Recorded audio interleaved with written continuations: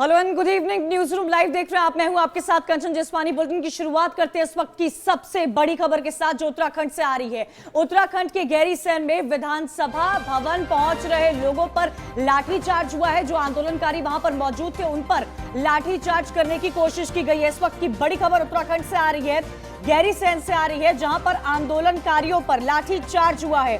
विधानसभा भवन से पहले पुलिस ने रोका। नंदप्रयाग घाट की सड़क निर्माण को लेकर यह आंदोलन हुआ था। तस्वीरें भी साथ ही साथ आपको दिखा रहे हैं। देखिए किस तरह गैरसैंण में आंदोलनकारियों पर लाठीचार्ज हुआ है।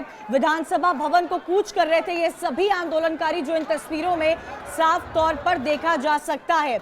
लाठीचार्ज हुआ है विधानसभा भवन से पहले ही। भारी तादाद में जो पुलिस बल यहां पर मौजूद है, इनको रोकने की पूरी कोशिश की है, लेकिन हंगामा होता रहा और पुलिस ने आखिरकार लाठीचार्ज किया। गैरसैंण से ये बड़ी खबर सामने आ रही है, जहां पर आंदोलनकारियों पर लाठीचार्ज हुआ है।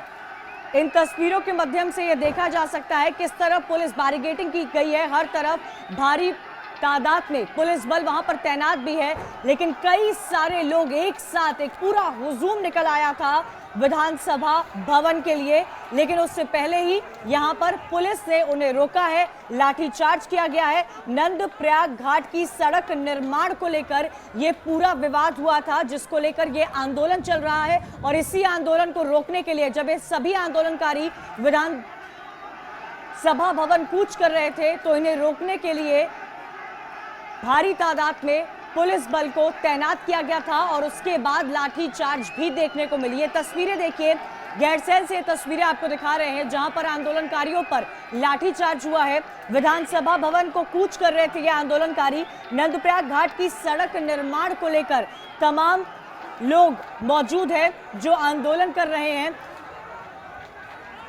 तो ये तस्वीरें आपको गैरसैंण से दिखा रहे हैं। देखिए किस तरह आंदोलनकारियों पर लाठीचार्ज हुआ है।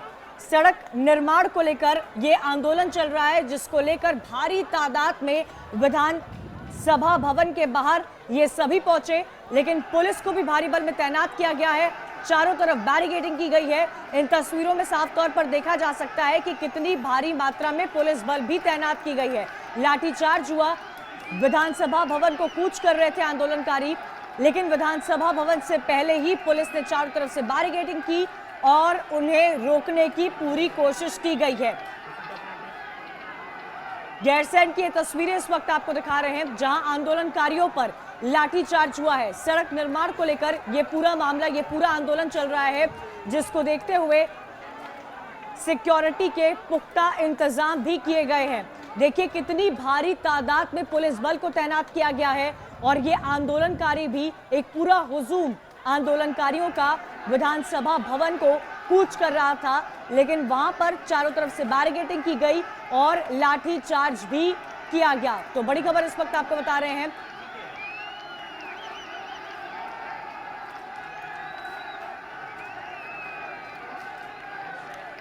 तो तस्वीरें आपको दिखा रहे हैं, तस्वीरें देखिए और अंदाजा लगाइए कि कितना बड़ा आंदोलन एक तौर से होता जा रहा है। विधानसभा भवन से पहले ही पुलिस ने रोका है। ज्यादा जानकारी के लिए सीधा रुख करते हैं हमारे रेजिडेंट एडिटर फरीम ताना का। फरीम, क्या जानकारी मिल पा रही है? जो तस्वीरें हमने देखी उससे साफ तौर पर अंदाजा लगाया जा सकता है कि आंदोलन कितना बड़ा था और कितना उग्र होता जा रहा था। क्या अपडेट मिल पा रहे हैं? कमल, देखिए ये नंदप्रयाग घाट के चौड़ीकरण का मामला है। तकरीबन 5 किलोमीटर का ये क्षेत्र है और इसको लेकर के जो आंदोलन कर रहे हैं लोग, इसमें ग्रामीण और क्षेत्रीय लोग भी शामिल हैं और इसमें बताया जा रहा है कि कांग्रेस विपक्ष लोग भी इसमें शामिल हैं और ये इनकी मांग थी कि एक डेडलाइन दे करके इस घाट के मार्ग का चौड़ीकरण किया जाए, लेकिन सरकारी तौर पर वो डेट लाइन तय नहीं हो रही थी। हालांकि इसको लेकर के काफी लंबे समय से मांग की जा रही है और ये इसी मांग को लेकर के आज विधानसभा का घेराव था, लेकिन घेराव जिस तरीके से हम तस्वीरों में देख रहे हैं कि बड़ी तादाद में लोग जुटे, स्थानीय लोग इसमें शामिल थे और ये विधानसभा का घेराव करने की कोशिश कर रहे थे, जो कि इनको दिवाली खाल जो बैरिकेडिंग है विधानसभा के धराड़ीसैंण के भवन से पहले तकरीबन 4 से 5 किलोमीटर की दूरी पर ये है, पहले ही भवन से, वहां पर इनको रोका गया और आगे बढ़ने की जद्दोजहद में जब संघर्ष हुआ उसमें जिस तरह से हम तस्वीरों में देख रहे हैं, पहले सड़क पर लाठी फटकारी गई, उसके बाद जब तितड़ बितड़ हुई तो लाठी लोगों पर भी लगी, आंदोलनकारियों पर भी लगी जो प्रदर्शन कर रहे थे। उसमें बताया जा रहा है कि इसमें कई जो प्रदर्शनकारी हैं वो चोटिल हैं, जो स्थानीय स्तर पर उनका इलाज कराया जा रहा है, तो लिहाजा अभी इसको लेकर के कोई बड़ा एक्शन प्रशासन की तरफ से नहीं सामने आया है। इतना जरूर है कि इसका ताजा अपडेट ये दर्शकों को बता दें कि जो मंत्री शासकीय प्रवक्ता है मदन कौशिक, उनसे बात हुई, उन्होंने बताया कि इस मामले का संज्ञान लिया गया है इस घटना का और इसमें जिलाधिकारी से रिपोर्ट तलब की है कि आखिरकार ये तो घटना रिपोर्ट घटित तलब क्यों की हुई, जा क्या सारा चुकी मामला है। शुक्रिया फहीम जानकारी के लिए। एक बहुत बड़ा आंदोलन एक तौर से यहाँ पर सामने आया है नंदप्रयाग घाट की सड़क निर्माण को लेकर। ये पूरा आंदोलन चल रहा है जिसको पुलिस ने रोकने की कोशिश की है।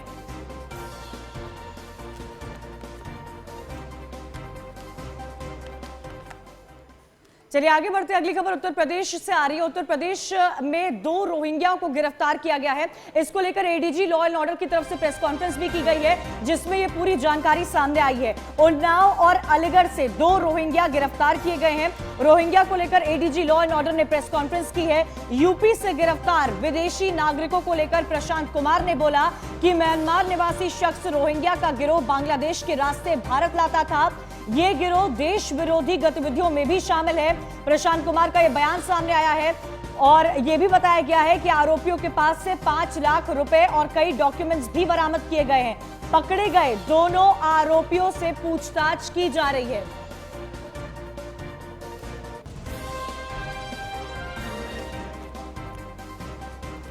चलिए हम आपको सुनाते हैं ADG law and order Prashant Kumar ने इस पूरे मामले पर क्या कुछ कहा है। उसका है कि फिर वो ऐसा लगेगा जैसे हमारे आपकी तरह है, उसको सारी फैसिलिटी मिलेगी, फिर सारी फैसिलिटी, सारे सरकारी योजनाओं का लाभ लेना शुरू कर देते हैं। अगर आपने एक बार आधार बना लिया तो जितने भी योजनाएं हैं गरीब लोगों की जो केंद्र या हमारे राज्य के द्वारा चलाई जाती हैं और जैसे अन्य प्रदेशों में भी जाते होंगे वहां के राज्यों के द्वारा भी चलाई जाने वाली योजनाओं का फायदा ये उठाते हैं। अगर अपराध होगा तो हम जरूर अरेस्ट करेंगे, चेक करेंगे। इन्होंने तो पूछताछ में बताया कि मेरी मदर भी है, मेरे बहनोई भी हैं, तो चीजों को तस्दीक किया जा रहा है ना। अब यह है कि मान लिया कि कोई चीजें आई हैं तो उसको समयबद्ध तरीके से एफआईआर रजिस्टर करना है, इनको कोर्ट में प्रोड्यूस करना है। कल को कोई ऐसी इलीगल गतिविधि नहीं करनी है कि कल को इलीगल डिटेंशन की चीजें हमारे ऊपर आने लगे। चलिए ज्यादा जानकारी के लिए सीधा रुख करते हैं हमारे संवाददाता नीलेश चौहान का, लखनऊ से हमारे साथ जुड़े हुए हैं। नीलेश, एक बहुत बड़ा अपडेट और बहुत बड़ा खुलासा यहां पर प्रशांत कुमार की तरफ से किया गया है। उत्तर प्रदेश से जो 2 रोहिंग्या गिरफ्तार किए गए हैं उनके बारे में क्या जानकारी मिल पा रही है? बताया यह भी गया है कि ये देश विरोधी गतिविधियों में शामिल थे। कब से सक्रिय हैं ये सब?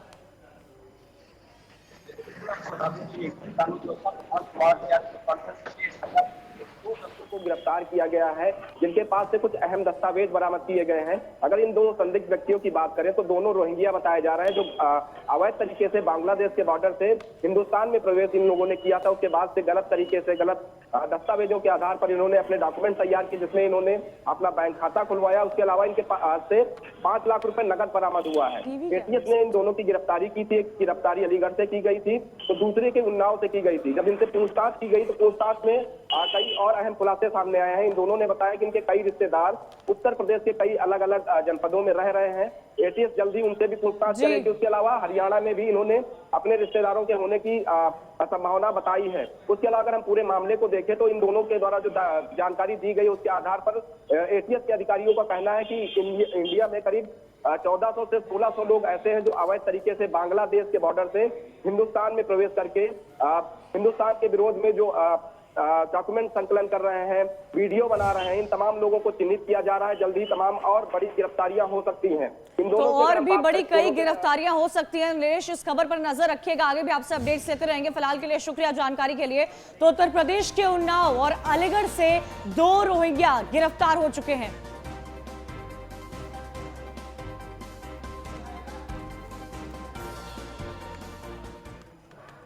आगे बढ़ते हैं। उत्तर प्रदेश के एसटीएफ ने नेपाल के एक व्यक्ति को गिरफ्तार किया है। देश विरोधी गतिविधियों में ये शख्स भी शामिल था। अयोध्या से इस शख्स की गिरफ्तारी हुई है। बड़ी खबर आपको बता रहे हैं, उत्तर प्रदेश एसटीएफ की कामयाबी यहां पर देखने को मिली है। नेपाल के एक व्यक्ति को गिरफ्तार किया गया है। नेपाल के सलीम खान को अयोध्या से गिरफ्तार किया गया। अयोध्या के रोहनाही से यूपी एसटीएफ ने सलीम को गिरफ्तार किया है। दरअसल फेसबुक के जरिए पाकिस्तान, सऊदी अरब से बात करता था यह शख्स। देश विरोधी गतिविधियों में भी शामिल होने की आशंका जताई जा रही है। पाकिस्तान, बांग्लादेश की यात्रा कर चुका है आरोपी सलीम। आरोपी के पास से 3 फेक आई कार्ड्स भी बरामद हुए हैं। तो बड़ी खबर उत्तर प्रदेश से आ रही है, जहां एसटीएफ ने नेपाल के एक व्यक्ति को गिरफ्तार किया है।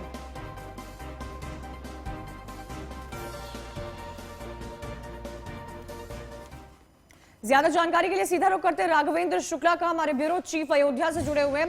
राघवेंद्र, क्या जानकारी मिल पा रही है? उत्तर प्रदेश एसटीएफ से एक बहुत बड़ा खुलासा किया गया है, जिसमें नेपाल के एक व्यक्ति को गिरफ्तार किया गया है। आशंका यह भी जताई जा रही है कि देश विरोधी गतिविधियों में वो शामिल था।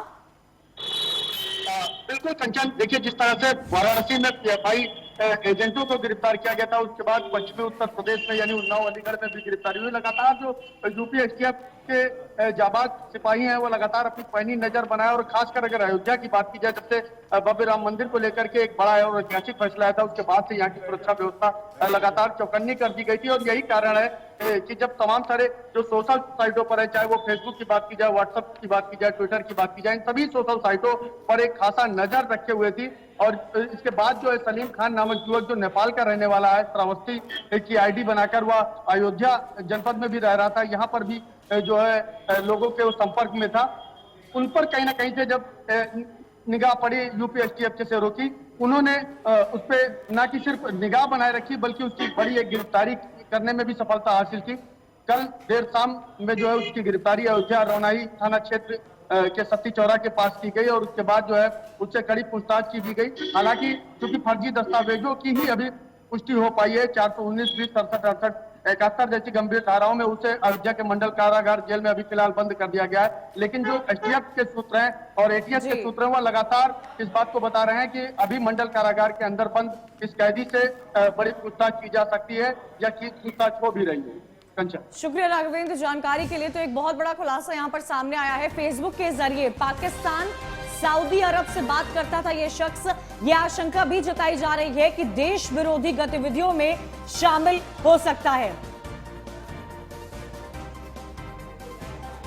तो आरोपी के पास से 3 फेक आई कार्ड भी बरामद किए गए हैं। एक बहुत बड़ा अपडेट यहां पर उत्तर प्रदेश से सामने आया है। एक तरह से इसे कामयाबी समझी जाए यूपी एसटीएफ की, जहां नेपाल के एक व्यक्ति को गिरफ्तार किया गया है। सलीम खान उसका नाम बताया जा रहा है। अयोध्या से गिरफ्तार किया गया है उसको। पाकिस्तान और बांग्लादेश की यात्रा कर चुका है आरोपी सलीम।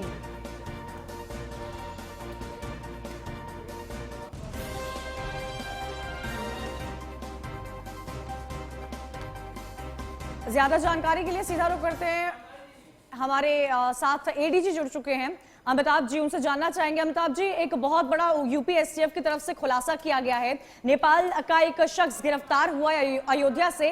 क्या यह आशंका जताई जा रही है कि देश विरोधी गतिविधियों में भी वो शामिल था? मोहम्मद सलीम खान जनपद बांके का रहने वाला है नेपाल में। ऐसा इसके मोबाइल से मिले एक पासपोर्ट की सॉफ्ट कॉपी से ज्ञात हुआ है। यह व्यक्ति कायरो में 7 साल रहा है। इसने बताया कि यह पाकिस्तान और बांग्लादेश की यात्रा कर चुका है। इसके फोन में इंटरनेट कॉलिंग मिले हैं पाकिस्तान के। ईमो और व्हाट्सएप पर इसने वार्ता की है, लेकिन उसके बारे में ये खुलकर नहीं बता रहा। में ये फेक डॉक्यूमेंट पर रह रहा था। इसने अपने 3 फेक डॉक्यूमेंट क्रिएट किए, उसमें तीनों में इसकी अलग अलग डेट ऑफ बर्थ थी। उन फेक डॉक्यूमेंट का इस्तेमाल करके इसने एक बैंक अकाउंट भी खोला, और फेक डॉक्यूमेंट पे इसने सिम कार्ड आदि किए। अभी कुछ दिनों से ये अयोध्या क्षेत्र में रह रहा था। अमिताभ जी, ये भी सामने आ रहा है कि फेसबुक के जरिए पाकिस्तान और सऊदी अरब से कांटेक्ट है इस शख्स का, सलीम का। जी हाँ, इंटरनेट कॉलिंग के माध्यम से इसका पाकिस्तान में कांटेक्ट था, अन्य देशों के अलावा, और जिसको ये एक्सटेंड नहीं कर पा रहा। हमें जिसके संदिग्ध होने पर शक है उसका शक है और आगे इन्वेस्टिगेशन की जा रही है। क्या सलीम के अलावा किसी और का पता चला है? जिस तरह से सलीम से पूछताछ जारी है, फेक आई कार्ड्स की भी बात का जिक्र किया जा रहा है, क्या इनके साथ कोई और भी है जो सक्रिय था? नहीं, अभी तक और कोई जानकारी नहीं मिली है और किसी के इसके साथ एसोसिएटेड होने की, लेकिन हो सकता है कि इसके मोबाइल फोन के फॉरेंसिक एनालिसिस के बाद और आगे बाद कुछ और जानकारियां हैं। शुक्रिया अमिताभ यश जी। तो देश विरोधी गतिविधियों में शामिल होने की आशंका जताई गई है। यहां पर यह भी बताया जा रहा है कि पाकिस्तान और बांग्लादेश की यात्रा कर चुका है यह आरोपी सलीम की गिरफ्तारी अयोध्या से हुई है। 3 फेक आई कार्ड्स भी बरामद किए गए हैं सलीम के।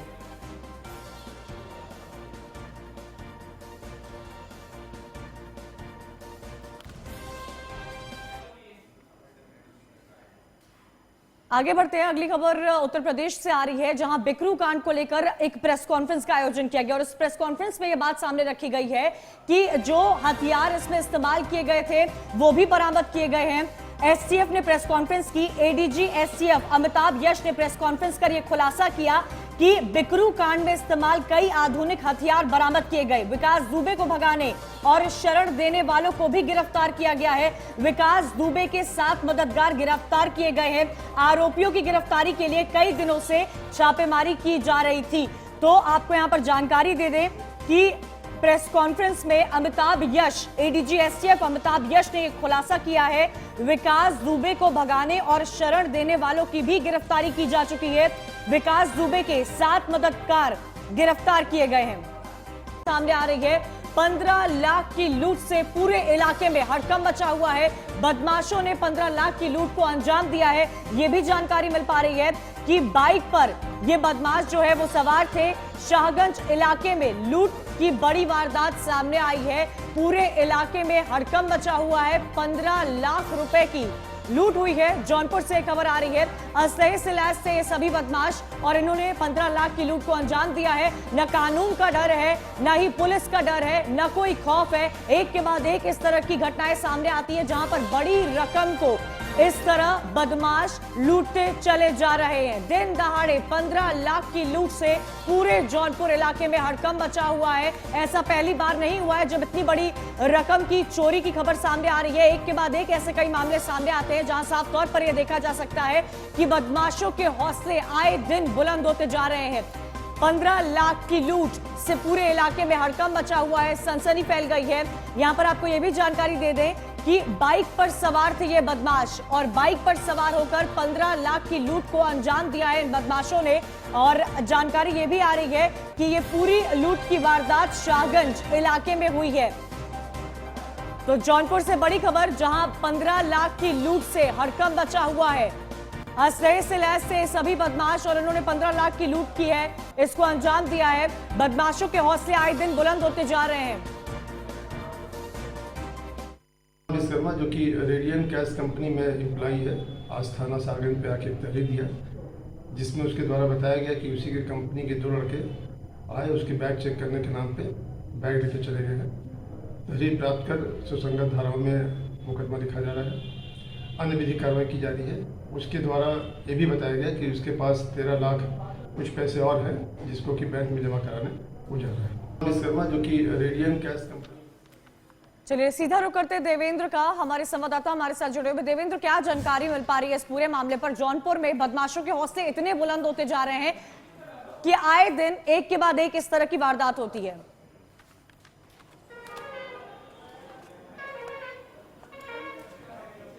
जी आपको बता दें, ये आज का मामला है जो सागंज इमरानगंज का मामला है, जहां पर एक प्राइवेट कर्मचारी पैसा जमा करने अपनी कंपनी का जा रहा था, जहां पर 2 बदमाशों असलाह सवार बैग छीन के फरार हो गए।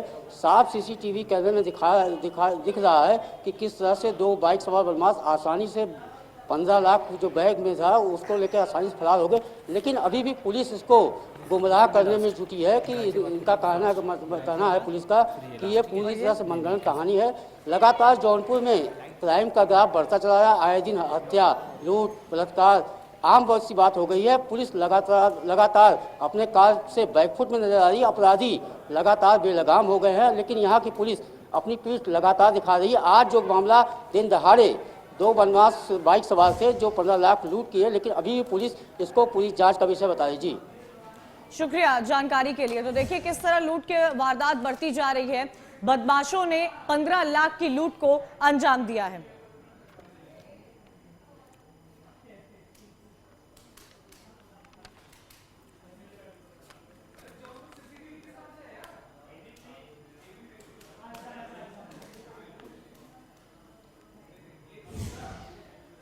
आगे बढ़ते अगली खबर जौनपुर जैसी ही आ रही है, गाजियाबाद में देखने को मिलती है, जहां 10 लाख की लूट को अंजाम दिया गया है। दिन दहाड़े गाजियाबाद में यह बड़ी घटना सामने आई है।